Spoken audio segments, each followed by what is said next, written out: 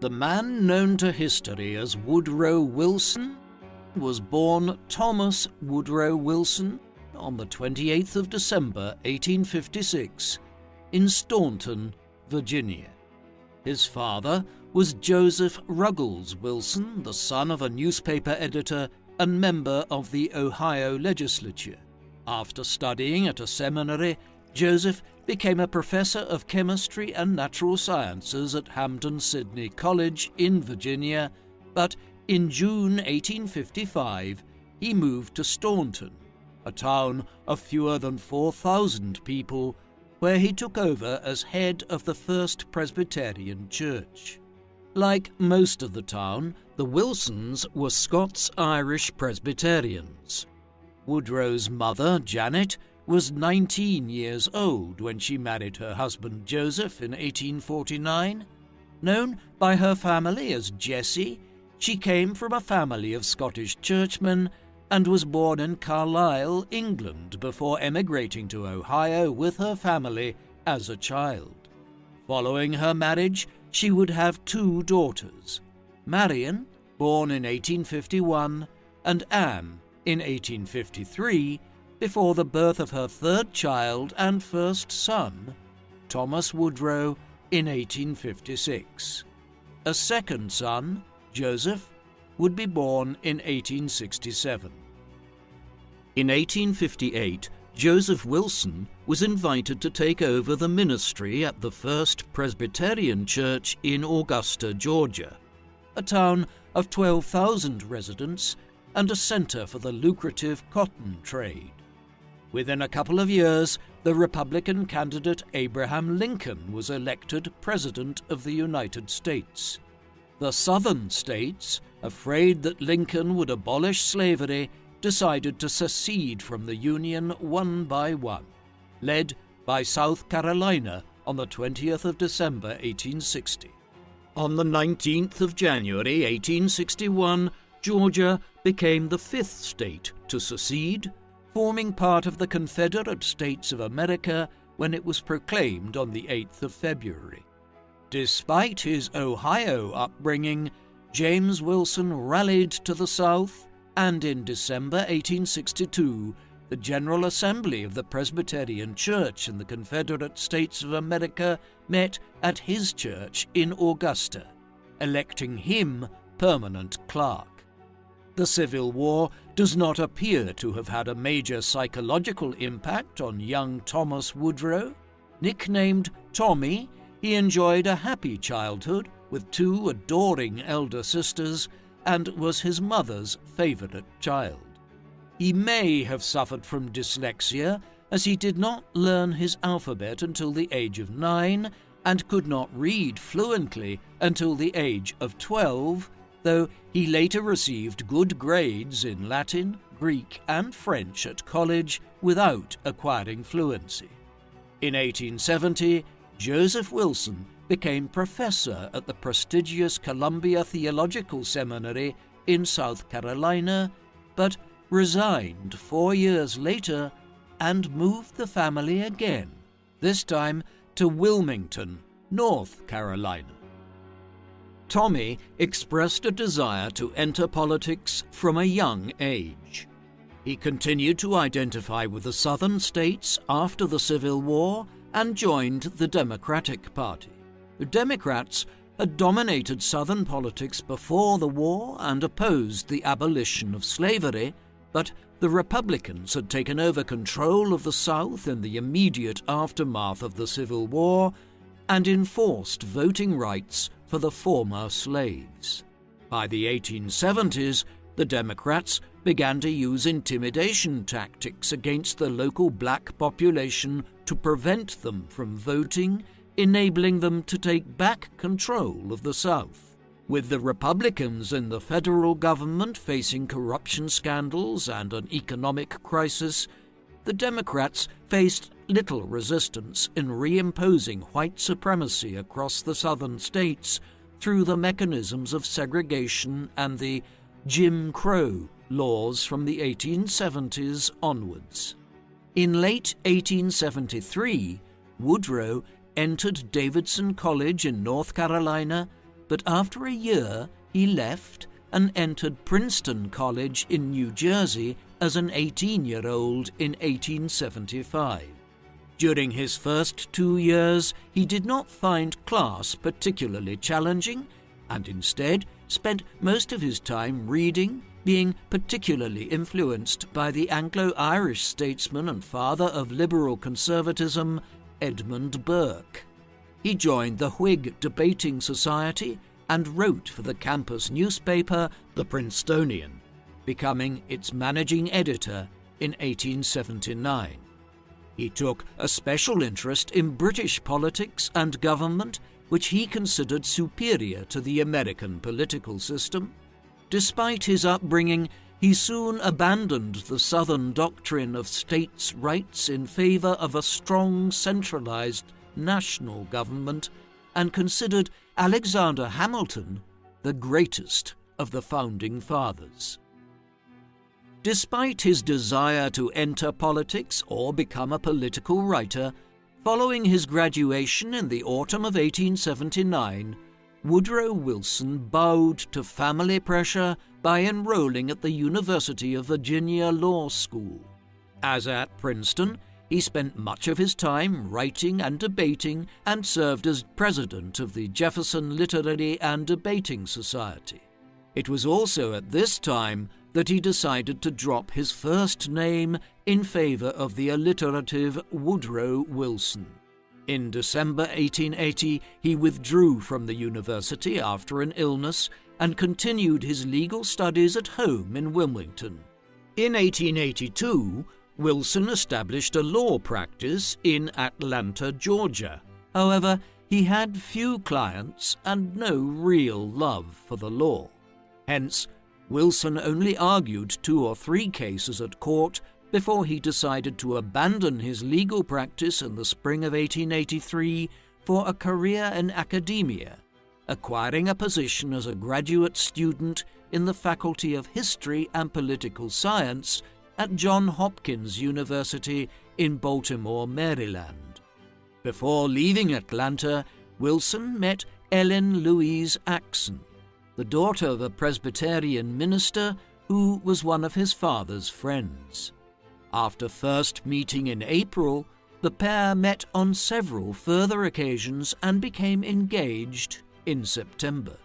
At Johns Hopkins, he began work on a book project about the American Constitution, inspired by the late English political scientist Walter Bagehot's study of the British Constitution.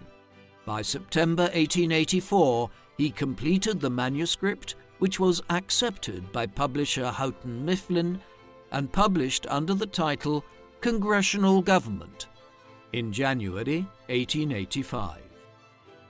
Although his book received critical acclaim, Wilson decided not to pursue a doctorate and instead accepted an offer to be an associate in history at Bryn Mawr College, the newly founded women's college in Pennsylvania. Before taking up his new position in September, Wilson and Ellen journeyed south and married on the 24th of June 1885 in Savannah, Georgia. Ellen joined her husband but returned south to give birth to her daughter Margaret in April 1886, followed by a second daughter named Jessie in August 1887. A third and final daughter, Eleanor, would be born in October 1889.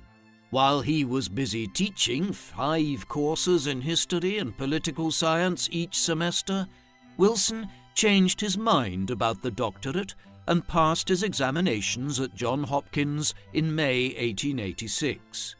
With his Ph.D., Wilson was promoted to associate professor at Bryn Mawr, but after a couple of years in the post, he became disillusioned with teaching women politics at a time when they did not have the right to vote in the U.S. In June 1888, he took up a full professorship at Wesleyan University in Connecticut. In 1889, he published The State, a textbook in which he set out ideas for how states govern societies, expressing sympathy for some socialist ideas.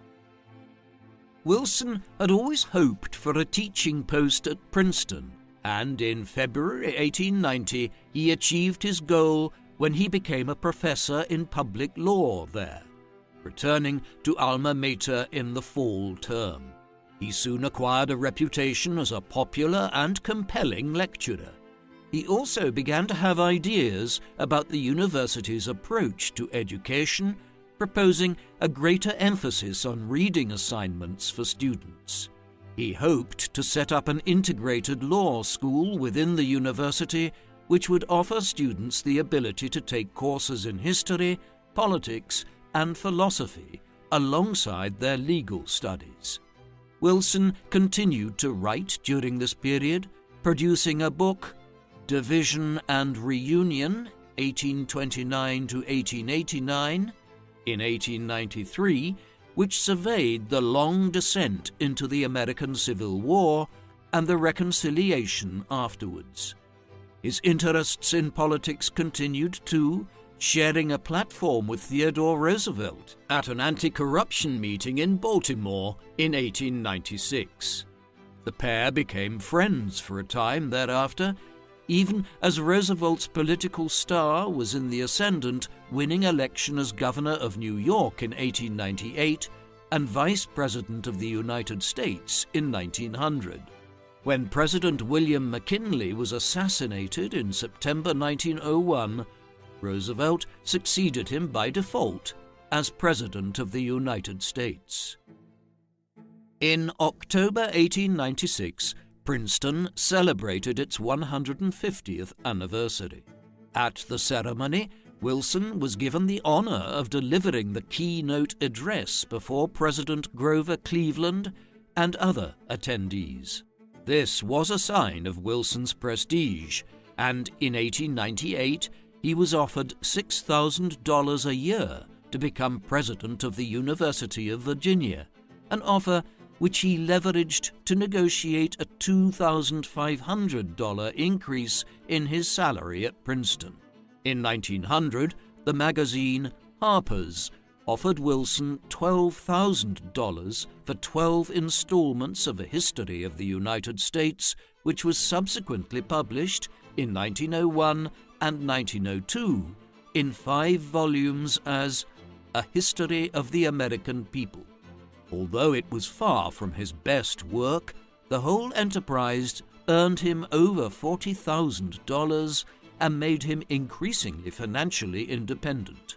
Meanwhile, when Princeton's president, Francis Patton, decided to retire in 1902, he recommended that Wilson should be his successor, a proposal which was followed, and in October 1902, 46-year-old Woodrow Wilson was inaugurated as president of Princeton University in a ceremony attended by such luminaries as former President Grover Cleveland and the banker J.P. Morgan.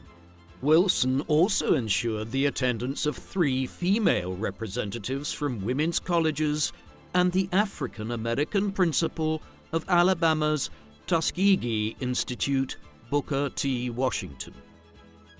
Wilson's program to reform the university, which included a new law school and an engineering school, required significant funding beyond the $3.8 million in the university's coffers, and he had spent the summer of 1902 seeking out wealthy donors such as J.P. Morgan and Andrew Carnegie, though Wilson did not particularly enjoy begging for money.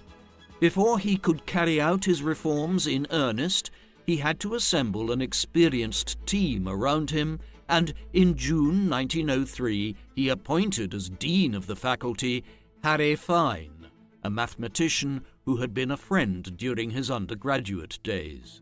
Fine described Wilson's approach to leadership as one where he would make up his own mind about the larger policies, but to ask colleagues for advice with the details, an approach which would later cause him to lose the support of close friends in the faculty. Fine helped Wilson appoint promising scientists who helped to expand the faculty from 108 to 172 members during Wilson's presidency. He organized them into 11 departments and was himself head of history and politics, where he taught 2 courses a year and remained on friendly terms with the students.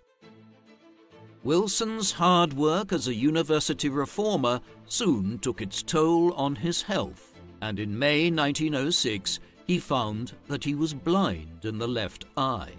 He was informed that it was caused by arteriosclerosis, a hardening of the arteries, and was advised to take 3 months off work, which he did, travelling to England to spend time recuperating in the Lake District.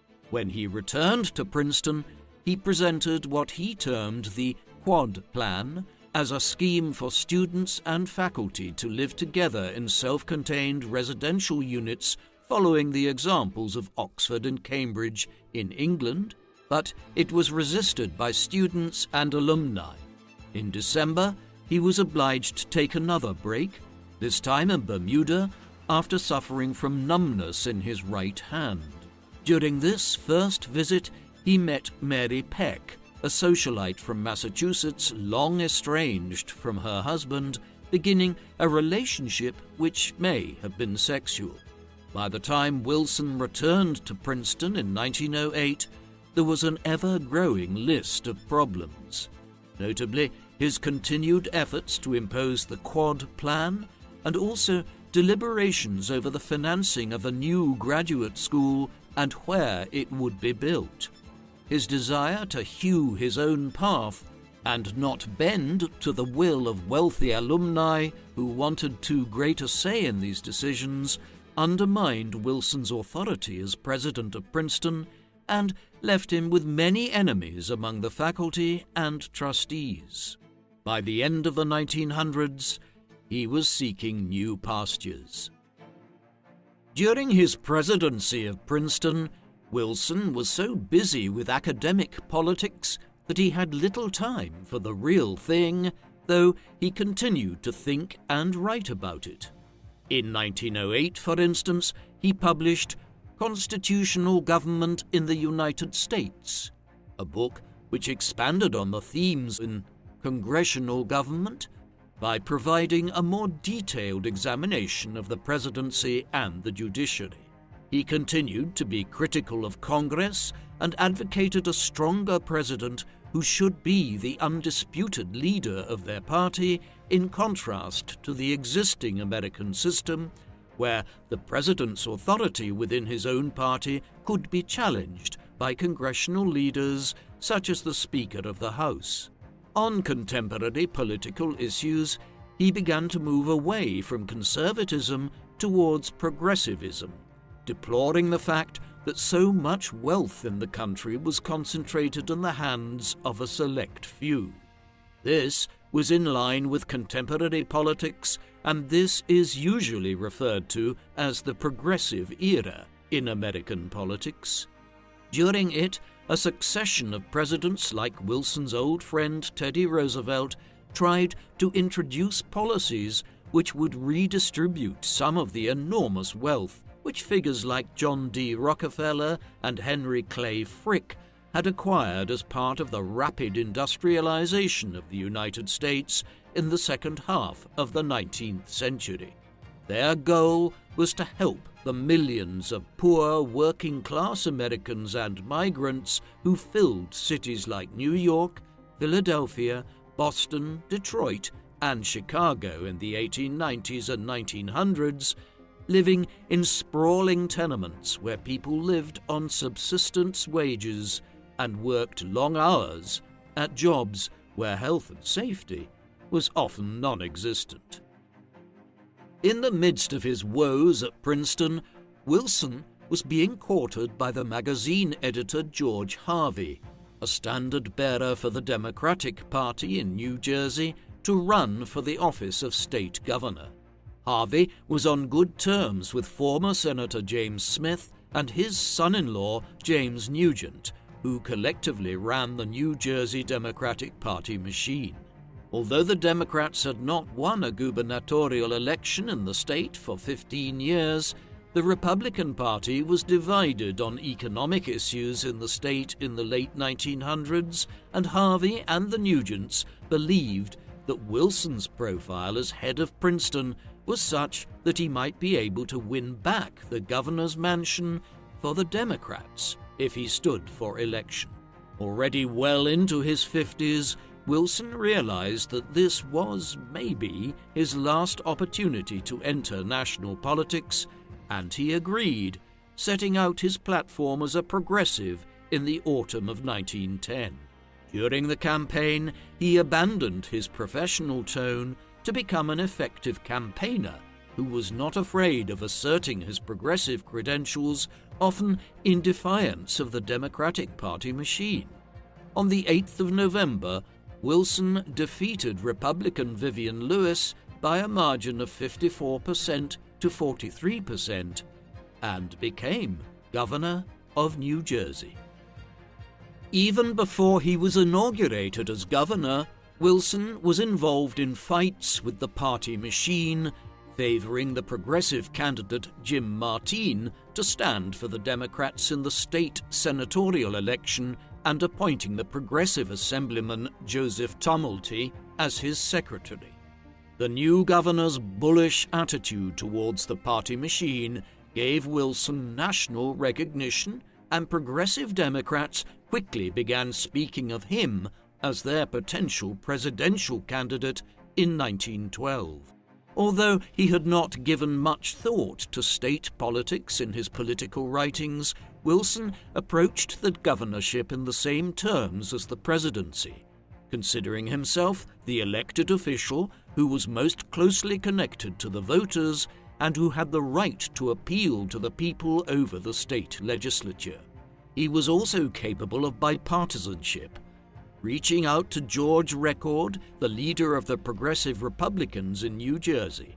The two agreed on a common set of priorities, and over the next year, Wilson and Record worked closely on electoral reform, while Woodrow also focused on combating corruption, regulating the utility companies, and engaging in administrative and educational reforms.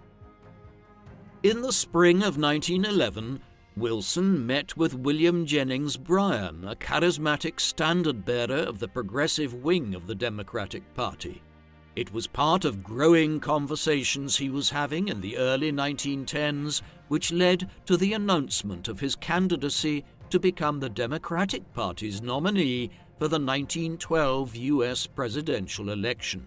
He faced strong challenges for the Democratic nomination from Speaker of the House James Beecham, Clark of Missouri, and the House Majority Leader Oscar Underwood of Alabama, whose support among conservative Southern Democrats reflected Wilson's weakness in that constituency.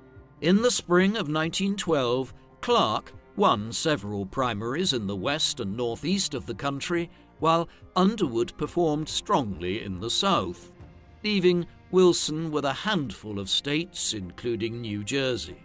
When the Democratic National Convention met in Baltimore in June 1912, Wilson did not expect to win the nomination.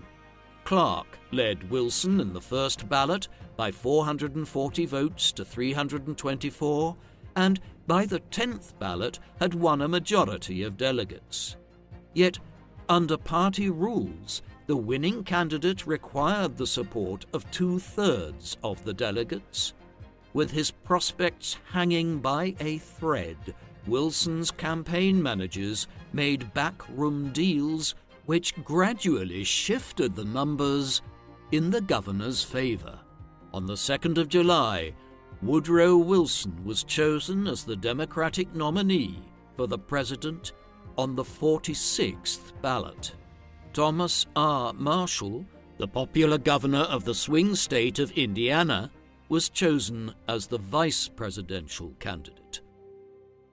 The drama of the Democratic Convention of 1912 was nothing like that of the Republican one, which saw former President Theodore Roosevelt, the Republican president between 1901 and 1909, challenge his successor, William Howard Taft, who was still in office, and was serving a term between 1909 and 1913.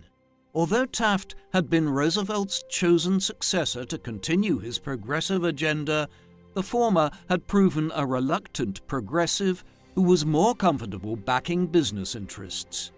Though Roosevelt had won more delegates in the primaries, the party machine ensured that Taft secured the nomination, prompting Roosevelt to set up a new party, the Progressive Party, or the Bull Moose Party as it was nicknamed. He would run through this as a third-party candidate. In the presidential election that followed, Taft's unpopularity was such that only Wilson and Roosevelt had a realistic chance of winning. In the course of the election, Wilson attacked Roosevelt as a power-hungry egotist who was trying to breach the principle established by George Washington of not serving more than 2 terms as president, a rule which was not yet part of the Constitution in the early 20th century, although Roosevelt argued that his first term did not count, as he had not won election in 1901, but had succeeded to the office when President McKinley died. Despite the rancor of the campaign, when Roosevelt was wounded in an assassination attempt on the 14th of October, Wilson graciously suspended his campaign. His arguments against Roosevelt serving a third term worked. On Election Day, on the 5th of November 1912, Wilson won a landslide victory with 435 Electoral College votes to Roosevelt's 88. As he prepared to take office, Wilson sought advice on cabinet appointments from Colonel Edward House, a wealthy businessman who had been the power behind the throne in the Texas Democratic Party and would become one of Wilson's closest advisers as president. The president-elect offered William Jennings Bryan the State Department, while the Treasury went to William McAdoo, a New York railroad operator who had been instrumental in managing Wilson's presidential campaign. Wilson appointed James Clark McReynolds of Tennessee as Attorney General on House's recommendation. New Jersey lawyer Lindley Garrison was given the War Department, while the Navy went to the North Carolina journalist Josephus Daniels, whose assistant would be Franklin Delano Roosevelt, a distant cousin of Wilson's defeated rival who would become president himself in the 1930s. Following a principle he had employed at Princeton, Wilson would allow his cabinet secretaries the autonomy to manage their own departments while he focused on the bigger picture. On the 4th of March 1913, Woodrow Wilson was inaugurated as the 28th President of the United States, following one of the most rapid ascents in American political history. Just 5 years earlier, he had still been working at Princeton. Wilson had coined the slogan "New Freedom" to describe his ambitious domestic agenda, and in his inaugural address, he spoke of lowering tariff rates, introducing an income tax, banking reform, and natural conservation, the latter being a key part of Theodore Roosevelt's agenda as president. As part of his desire to speak to the people, Wilson became the first president to hold regular off-the-record press conferences in the White House. In order to promote his domestic reforms in Congress, on the 8th of April, Wilson became the first president to address a joint session of Congress in person for over a century, once again applying his theory of parliamentary leadership. Following consultation with congressional leaders, Wilson decided to start with tariff reform. Most Democrats were united in the desire to lower the tariff which protected American manufacturing interests predominantly in the North, at the expense of higher prices for consumers. In May, House Majority Leader Underwood produced a bill to reduce tariff rates by 10%, alongside a provision to levy an income tax of up to 4% in order to make up the lost revenue. The bill passed the House easily, and Wilson overcame Senate protectionists by threatening investigation of business lobbying, following which the Senate largely capitulated, though at a lower tariff rate. One of Wilson's most enduring legacies as president was achieved early on. When he came to the White House, the United States had no central bank. One of the founding fathers, Alexander Hamilton, had created the first national bank in 1791, but President James Madison allowed its charter to expire in 1811, and thereafter many states remained opposed to a federal bank. However, a financial crisis in 1907, known as the Panic of 1907, had reignited the debate about the need for federal oversight of the financial system. There were several competing proposals as to how this could be achieved, and no concrete progress had been made either during Roosevelt's second term or Taft's. The debates were not only about the desirability of a central bank, but also whether it should be in public or private hands. In June 1913, Wilson proposed a government-run Federal Reserve Bank which would issue money through a network of 12 regional banks. Wilson was especially keen to ensure that no bankers would be appointed to the board. The Federal Reserve Bill passed the House by an overwhelming margin in September, but in the Senate, Wilson had to stand firm against a Republican attempt to dilute the goal of federal oversight. The Federal Reserve Act was passed in late December 1913 and created a government agency with its board appointed by the President, largely reflecting Wilson's initial proposals. Its importance has been firmly demonstrated in recent times in its central role in combating inflation in America in the early 2020s. The third major item on Wilson's domestic reform agenda was the regulation of monopolies. Both Roosevelt and Taft had used the Sherman Antitrust Act to break up large monopolies, but Wilson believed that the Sherman Act was not sufficient to promote competition.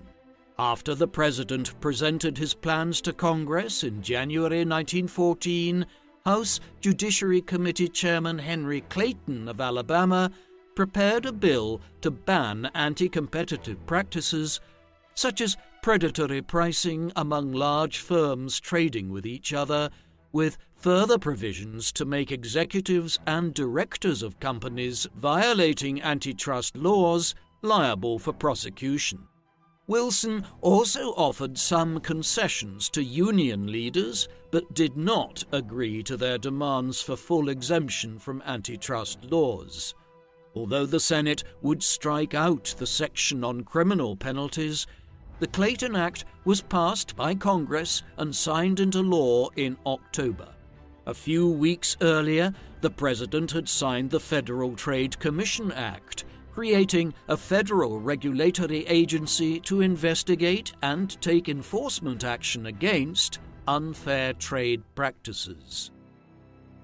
Before assuming the presidency, Wilson had paid little attention to foreign policy, but during his first term, political instability in Mexico proved a major distraction.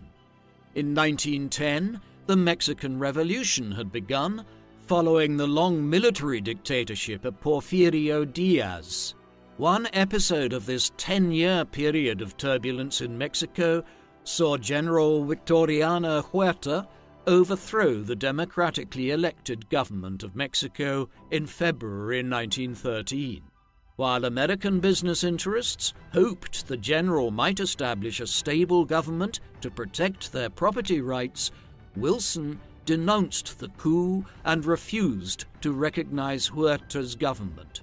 After exhausting diplomatic options to remove Huerta, Wilson took advantage of an incident involving the arrest of American sailors in a Mexican port in order to send a fleet to capture the port of Veracruz on the 21st of April 1914.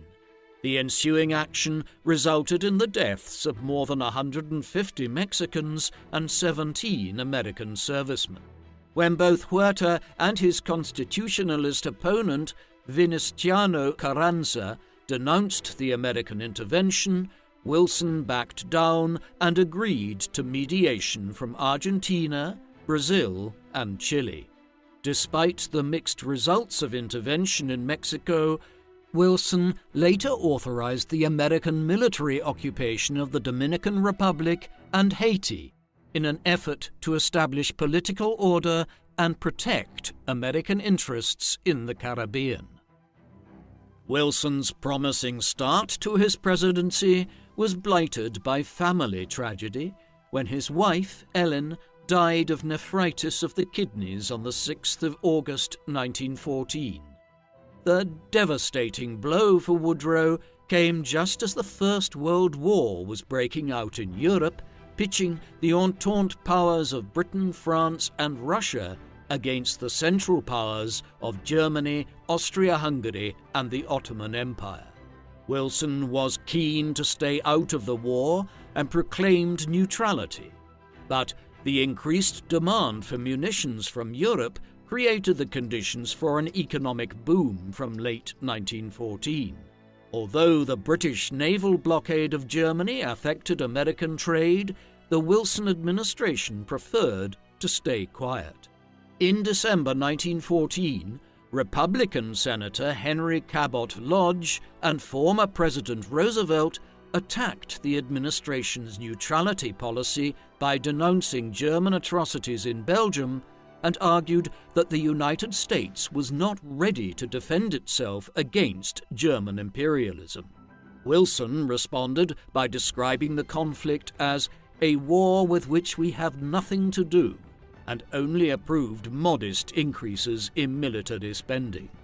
Although he was personally sympathetic towards the Allies and resisted attempts by pro-German lobbyists to stop the export of arms to the Allies as a violation of neutrality, Wilson was in tune with public opinion in his desire to avoid getting involved in what was viewed as a European war fought over European issues. Wilson's policy of neutrality was soon disturbed by unwise German actions. In February 1915, the German Navy began submarine attacks on all merchant shipping around the British Isles, including neutral vessels. Wilson responded by warning the German government that the United States would hold them to strict accountability if American ships were sank and American lives lost. Despite these warnings, issues quickly arose. On the 7th of May 1915, the British liner Lusitania was sunk by a German torpedo with a loss of 1,198 lives, including 128 Americans. While American public opinion was outraged, the country was still disinclined to go to war. In a speech in Philadelphia, Wilson counseled self-restraint while also drafting a strong diplomatic protest to Germany demanding the government take immediate steps to prevent such an incident from reoccurring. In tandem, in July 1915, he began to support military preparedness initiatives and asked Secretary of War Garrison and Secretary of the Navy Daniels for recommendations to increase spending in their departments. In October, the President approved Daniels' proposal for $500 million investment in the Navy, including 6 new battleships, alongside Garrison's recommendations for an army of 140,000 officers and men, supplemented by a 400,000-man reserve. In the midst of the debates over preparedness and German submarine attacks, Wilson had fallen in love with the 42-year-old widow Edith Bowling Gate, who was introduced to the president in March 1915 by his cousin Helen Woodrow Bones. Edith soon became a close political confidant, and despite her reservations about marrying a man who had been widowed less than a year earlier, the couple officially announced their engagement in early October and married on the 18th of December 1915. Around this time, Wilson was gearing up for his re-election campaign in the 1916 election. It would be a difficult campaign in many ways. While he was the incumbent and would ultimately be selected as the Democratic candidate unopposed in the summer of 1916, Wilson did face a lot of opposition within his party about the degree to which military spending was escalating to expand the navy and military in case of war with Germany. He had a good degree of bipartisan support, though, with figures like Roosevelt being broadly in favor of Wilson's efforts to prepare America for war if the nation should be dragged into the European conflict. A controversial element of Wilson's presidency was his attitude towards the African American population.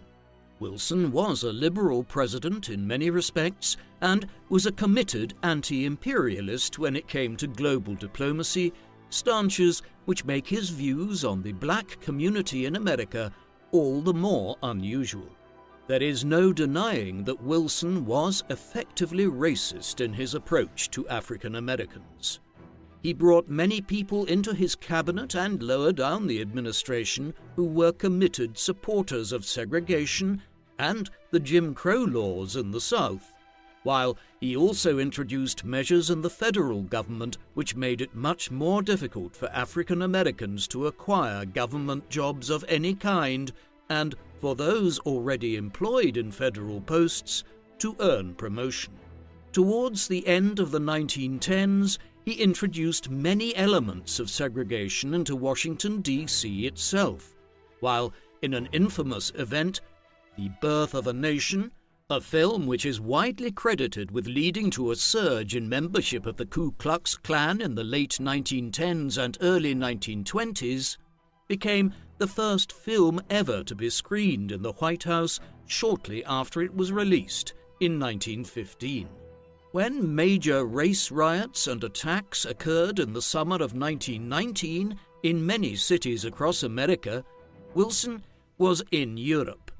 Although he did express some dismay at these events later on, he did so from a law and order perspective rather than declaiming attacks on black Americans. In any event, when informed in Paris of what was happening back in the US, he made no effort to take executive action to end the violence against African Americans during the Red Summer of 1919. Wilson's racial views are unquestionably a black spot on his legacy. In March 1916, Wilson was forced to turn his attention back to Mexico, where one of the revolutionary generals, Pancho Villa, had risen up against the government. A populist with a socialist platform, Villa had been at the height of his power in 1914 and 1915. In the spring of 1916, he attempted to draw the United States into the war by crossing the border into New Mexico and raiding the American garrison at the town of Columbus. After a fight which claimed the lives of 15 Americans and 67 Mexicans, on the 15th of March, Wilson sent a force of 4,000 men under General John Pershing to pursue Villa into Mexico. Pershing's forces succeeded in dispersing Villa's men, but the official Mexican government subsequently protested the presence of an American army deep inside Mexico. Clashes between Pershing's men and Mexican government troops led both sides to appoint a joint commission, which eventually provided for the withdrawal of American troops in February 1917. It was all an indication of how the Mexican Revolution of the 1910s presented an unstable situation across the southern border during Wilson's time as president. Wilson's desire to avoid outright war with Mexico was in part due to his recognition that American military resources might be required to deal with Germany. On the 24th of March, a German torpedo struck the SS Sussex, a British ship flying the French flag. Though the vessel did not sink, more than 80 people were killed and wounded, and of the 75 Americans on board, 4 were injured.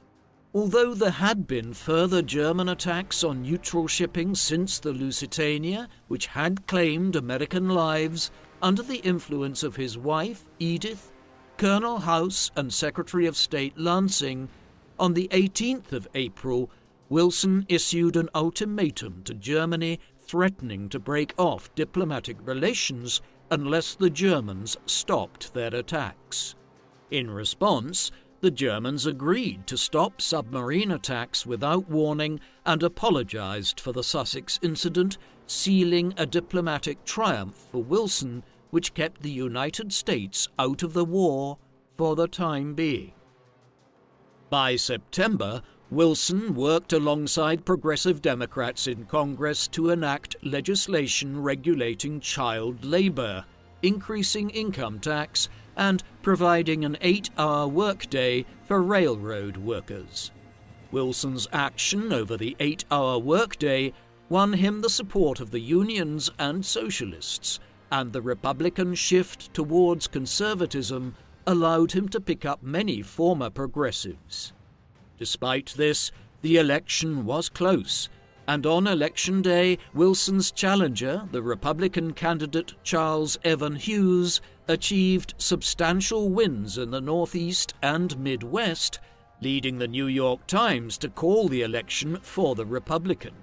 It was only by winning Ohio and almost sweeping the western states that Wilson was re-elected with 277 electoral votes to Hughes' 254 in one of the narrower election victories in American history.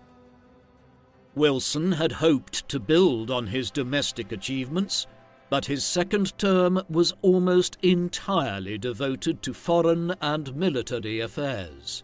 In the winter of 1916 into early 1917, Wilson sent a peace initiative to the belligerents in Europe, and in a speech to the Senate in January 1917 spoke of a peace without victory, one that would be acceptable to both sides given that the British, French and Germans had been mired in inconclusive trench warfare in northern France now for 2.5 years.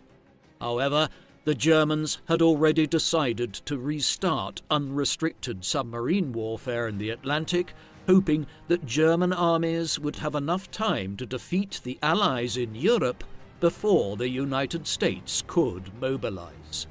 The German Foreign Minister Arthur Zimmermann had also sent a telegram to the Mexican government seeking a military alliance and promising Mexico the recovery of Texas, New Mexico and Arizona, which the United States had conquered from Mexico in the late 1840s.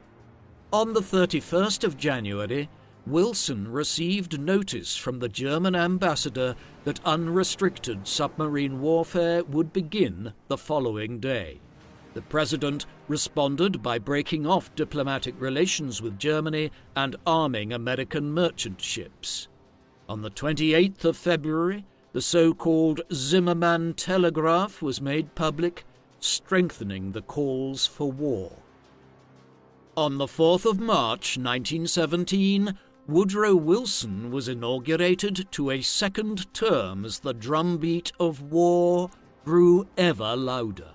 Though he desperately sought an alternative for war, Wilson's cabinet was unanimously in favour of intervention given recent German actions, and the president authorised initiatives to increase the size of the standing army. In a fateful speech to Congress on the 2nd of April, Wilson sought authorization to go to war with Germany, declaring that the world must be made safe for democracy. Congressional authorization was granted on the 6th, at which time the United States entered the First World War by declaring war on Germany. Wilson quickly set out to mobilize the nation's resources for war. Over the course of the war, Treasury Secretary McAdoo would raise more than $15 billion in bonds known as Liberty Loans, while inheritance and income taxes were increased to finance military spending. On the 28th of April, Congress approved a draft bill which would conscript almost 3 million men into the army over the remainder of the war. Despite French and British pleas for American boots on the ground on the Western Front in France, it would take considerable time to train and equip large numbers of American troops. In the meantime, in May 1917, Wilson appointed General Pershing to command the American Expeditionary Force to Europe. When he arrived in June, Pershing wanted to ensure that his men remained broadly independent of British and French commanders. In order to protect the men from submarine attacks as they crossed the Atlantic, Wilson authorized convoys of American and British destroyers to protect merchant ships carrying men and supplies across the ocean.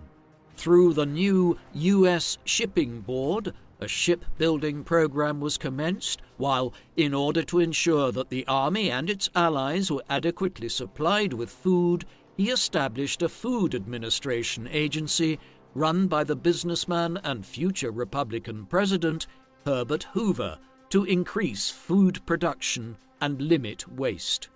The president did not neglect assistance to other allies, and soon after entering the war authorized a $325 million loan to Russia, which had suffered enormous reverses against the Germans on the Eastern Front in 1916 and 1917. Yet this attempt to keep Russia in the war failed following the rise to power of the communist Bolsheviks in Russia in the October Revolution of late 1917 and their subsequent negotiation of peace terms with the Germans. As Wilson spoke of the war in terms of defending democratic rights, he became more receptive to women's suffrage campaigners. While many European and American nations had drifted gradually towards democracy in the 18th and 19th centuries, there were still many restrictions on who could or could not vote. Whilst most adult males were eventually given the right to do so, in the early 20th century women still did not have the franchise in most countries, though there were extensive campaigns to achieve such in England, America, and elsewhere. In January 1918, Wilson decided to support an effort in Congress to adopt a constitutional amendment giving women the right to vote. Over the next year and a half, he continued to lobby Congress, especially the Senate, on the issue, and in the middle of 1919, the measure passed in both houses. A year later, the 19th Amendment was ratified by the states, giving women the right to vote. In late 1917, the impasse still had not been broken in Europe. Although British forces were successful in the Middle East fighting against the Ottoman Empire, this was a sideshow compared to the European theatre, where Russia's collapse meant the Allies could only win the war on the Western Front, which remained stalemated. Although Wilson expanded America's role in the war by declaring war against Germany's ally, the Empire of Austria-Hungary, he continued to believe in peace without victory as the most effective means to maintain global peace after the war. To this end, on the 8th of January 1918, he delivered a speech to Congress in which he set out what he termed his 14 points, a series of objectives for America's war aims and how the world order should be structured in the aftermath of the conflict. These included opening peace talks straight away and, in the aftermath of the war, establishing things such as the freedom of the seas, armament reductions, and autonomy for national minorities within the Austro-Hungarian and Ottoman empires, as well as the creation of an independent Poland, a country which had been dismantled by Prussia, Russia, and Austria back in the late 18th century. Finally, he called for, quote, a general association of nations to protect the independence and integrity of great and small nations in the aftermath of the war. Following Russia's withdrawal from the war in the spring of 1918, Germany was able to turn its attention to the Western Front, and on the 21st of March, General Erich Ludendorff launched a spring offensive that broke the stalemate on the Western Front, making significant territorial gains not seen since the early days of the war. But the German breakthrough was short-lived. By May 1918, more than 1 million American troops were in France, and by July, 10,000 American troops were arriving every day, tilting the numerical balance back in favor of the British, French, and Americans. This enabled the Allies to mount a counter-offensive, and in the early autumn of 1918, 200 square miles of territory were recovered within the space of 6 weeks. The war planners believed that they could cross the Rhine into Germany the following spring, but this would not prove necessary. In Germany, domestic unrest was growing at food shortages, hyperinflation, and the perception that the war was doomed with so many American troops arriving to France. In early November 1918, mutinies broke out within the military and navy, and on the 9th of November, the German leader, Kaiser Wilhelm II, abdicated the throne. 2 days later, on the 11th of November 1918, an armistice was agreed between the Allied powers of Britain, France, and the United States, and Germany, providing for immediate German disarmament. Wilson had helped the Allies win the war, but there would be many disagreements among the victors when it came to making peace. Wilson decided to lead the American delegation in person at the peace talks which were held in Paris and Versailles through much of 1919. Wilson arrived in France on the 13th of December 1918. During preparations for the conference, he visited England and Italy, where he was the first American president to meet the Pope.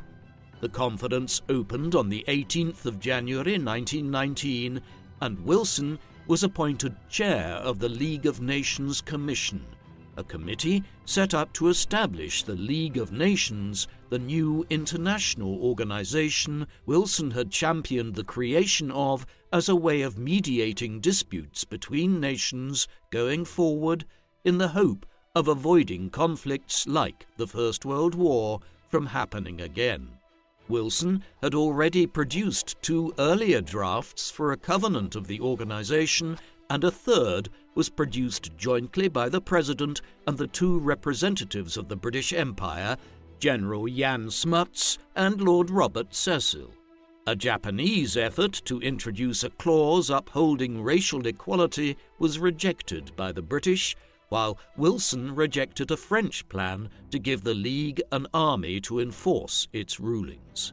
On the 13th of February, the draft covenant was agreed, largely reflecting Wilson's initial proposals, including the guarantee of independence and territorial integrity, the right of the League to be involved in wars anywhere in the world, a permanent court of international justice, and authority to apply economic sanctions and recommend military force.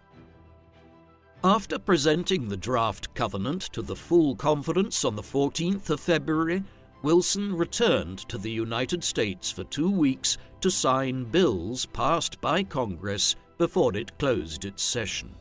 Wilson attempted to rally support for the League by meeting members of Congress privately in early March, but the proposals were attacked by Senator Henry Cabot Lodge for undermining the Monroe Doctrine, a long-standing American foreign policy position that Europeans should not be involved in the American continent, and vice versa. Soon after Wilson's return to France on the 13th of March, Wilson joined the leaders of Britain, France, and Italy in the Council of Four. This group would meet 148 times over the next 3 months and shaped most of the agreements in the peace conference. Wilson clashed with French Prime Minister Georges Clemenceau's demands for Germany to give up the Rhineland and the coal-rich Saarland to guarantee French security. On the issue of the size of reparations Germany was expected to pay, Wilson proposed a modest sum of some $30 million, while Clemenceau and his British counterpart David Lloyd George advocated much larger sums. The battle lines were clear. Lloyd George and Clemenceau wanted to punish the Germans and impose a triumphalist peace settlement, whereas Wilson wanted to show some mercy towards the defeated nations. In early April, Wilson fell ill with influenza, but returned to meetings of the Council after a 5-day break. Back at the League Commission, Wilson secured an exemption for the Monroe Doctrine, which he hoped would appease his domestic critics.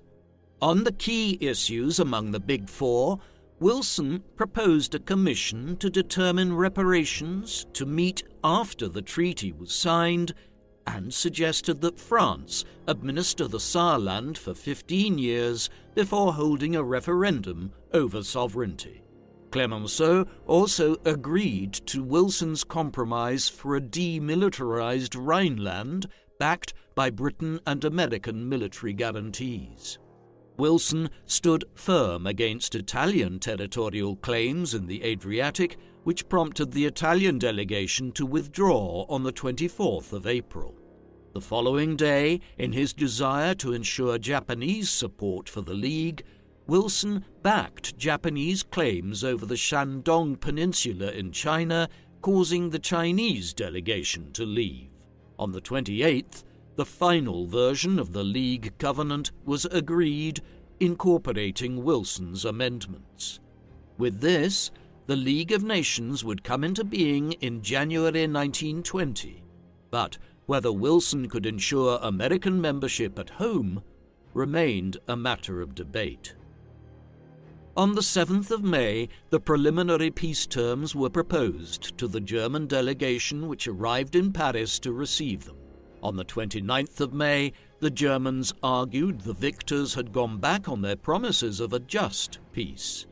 Despite their objections, on the 28th of June, the Treaty of Versailles was signed in the Hall of Mirrors at the Palace of Versailles. In it were laid the seeds of the Second World War. Wilson and the American delegation left Paris that evening and arrived home on the 8th of July. There, he immediately had a new battle to obtain a 2/3 majority in the Senate in favor of American membership of the League of Nations. The Republicans had regained majorities in the House and Senate, where Henry Cabot Lodge served as chair of the Foreign Relations Committee. On the 10th of July, the President presented the treaty to the Senate and made a plea for Americans' duty to the world. The Senate was split into around 40 supporters of the treaty, a similar number who largely endorsed the treaty but had reservations about its terms, and about a dozen irreconcilables who opposed joining the League of Nations under any terms. Although Wilson sympathized with some reservations, such as that over the cession of Shandong to Japan, he did not consider it feasible to renegotiate the treaty and adopted an uncompromising approach. At the beginning of September, he embarked on a 3-week speaking tour to promote the League to the public, issuing the emotional plea that without the League to preserve peace in the future, the sacrifice of American servicemen during the war would have been in vain. Wilson's intensive speaking schedule had a significant impact on his health, and on the 26th of September, he was forced to cancel the tour and return to Washington. A week later, on the 2nd of October, he suffered a serious stroke which paralyzed his left arm and leg. Almost immediately after the stroke, Edith Wilson shielded her husband from view and resisted calls for his resignation while issuing optimistic statements about his prospects for recovery. Vice President Thomas Marshall, who had been largely anonymous in Wilson's administration, refused the calls from congressional Democrats to take over as president. By November, the president was gradually recovering and remained defiant, and when Lodge and the Republican senators proposed a set of 14 reservations, Wilson asserted that they would nullify the treaty. On the 19th of November, Lodge's reservations were rejected 55-39, while the treaty without reservations was voted down 53-38. In early 1920, moderate Democratic senators sought a compromise despite Wilson's defiance, and when the Senate voted on Lodge's reservations again on the 19th of March, a majority of Democratic senators voted in favor, but the 49-35 vote in favor did not reach the two-thirds threshold. In the end, the United States would neither ratify the European peace treaties nor join the League of Nations. It was a major defeat for Wilson's hopes of a new world order after the First World War. Defeat over the League was a bitter blow to Wilson, and his mental and physical condition prevented him from achieving much during his final year of office. By mid-April, he resumed cabinet meetings but provided little guidance on policy. Wilson had always given his cabinet secretaries autonomy over their departments, and the business of the administration largely carried on as usual. After the Republican majorities in Congress passed resolutions declaring the end of the war without a peace treaty, Wilson vetoed them at the end of May. He still hoped to take the fight to the Republicans over the League and aspired to run for a third term in the 1920 election, a delusion that his associates prevented from materializing with great difficulty. The eventual Democratic nominee, Governor James Cox of Ohio, fought a campaign promoting the League, but was defeated heavily by Republican Warren Harding, while Republicans won large majorities in both houses of Congress. On the 10th of December 1920, Wilson received the 1919 Nobel Peace Prize for his role in founding the League of Nations, which provided little consolation for American non-ratification. Having been an invalid for a year and a half, Wilson left the presidency on the 4th of March, 1921. Soon after leaving office, Wilson opened a legal practice with Bainbridge Colby, who had served as his Secretary of State from 1920 until the end of his term. After refusing to take a number of high-profile cases on ethical grounds, the partnership was ended in December 1922. When Wilson turned his attention to writing, his efforts were also mostly unsuccessful. By the end of 1922, Wilson was honored by the establishment of the Woodrow Wilson Foundation, an initiative spearheaded by Franklin D. Roosevelt to honor individuals who promoted world peace. By 1923, Wilson was in his best health since his stroke and he attended the funeral of his successor, President Harding, who died of cardiac arrest on the 2nd of August 1923.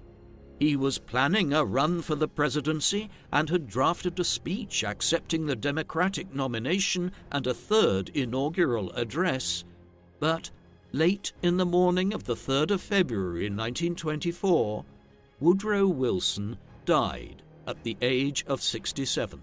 He was buried in the Washington National Cathedral, becoming the only president to be buried in the capital. In the years that followed the Treaty of Versailles, the punitive terms imposed on Germany became one of the reasons for the rise of the Nazis in Europe and the drift towards the Second World War, while the League of Nations proved ineffective without American participation.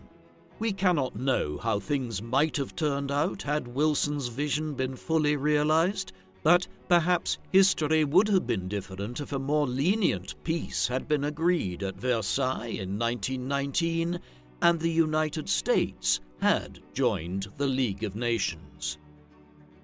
Woodrow Wilson leaves behind a legacy as one of the most influential and controversial presidents of the United States. An academic for most of his life, Wilson was an insightful political scientist whose educational reforms helped to maintain Princeton University's reputation as one of the leading higher education institutions in the country. Although he was a late convert to the progressive cause, he secured a host of significant legislative victories during his short stint as governor of New Jersey, which enabled him to win the presidential election less than 2 years after holding elected office for the first time. As president, he enacted an ambitious legislative program, including the creation of the Federal Reserve System, the introduction of an income tax, and improved antitrust laws. However, his ambivalent attitude towards race cost him the support of the African Americans who backed him in 1912. For better and for worse, Wilson's greatest legacy is in foreign policy, and despite his efforts to keep the United States out of the war, Wilson was the man who took the country into the First World War and mobilized the nation's resources to ensure Allied victory. He played a key role in the Paris Peace Conference and was the founder of the League of Nations. Wilson's failure to secure ratification of the Treaty of Versailles and membership of the League undermined the organization as it struggled to respond to Japanese, Italian, and German militarism in the 1930s. The debilitating stroke he suffered in late 1919, in the midst of the greatest political fight of his presidency, opened an unhappy final chapter in Wilson's life. What do you think of Woodrow Wilson? Should he be hailed as one of the most successful progressive presidents in American history, and was he right to have gone to war with Germany in 1917? Or could he have shown more restraint in order to achieve the sort of negotiated peace he desired? Please, let us know in the comments section. And in the meantime, thank you very much for watching.